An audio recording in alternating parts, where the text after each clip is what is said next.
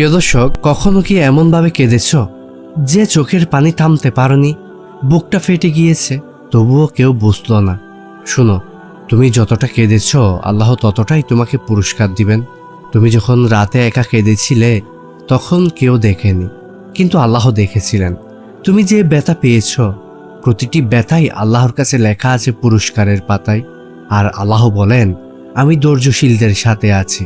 তাই কষ্টে থাকো, কিন্তু হাল ছেড়ো না, কারণ সেই কান্নার ফুটাগুলোই তোমার জন্য জাহান্নাম থেকে বাঁচার ডাল হবে। আল্লাহ কখনো তোমার চোখের পানি বৃথা যেতে দেন না। তিনি সেই কান্নাকেই বানান তোমার মুক্তির কারণ। প্রিয় দর্শক, মনে রেখো, যে কষ্ট তুমি সহ্য করেছ সেটাই তোমাকে জান্নাতের কাছাকাছি নিয়ে যাচ্ছে। তাই আর বলো না আল্লাহ আমার দোয়া শুনেন না, বরং বলো, হে আল্লাহ, আমি জানি তুমি আমার কান্নার দাম রাখবে। কারণ তুমি যতটা কেঁদেছ আল্লাহ ততটাই তোমাকে পুরস্কার দিবেন।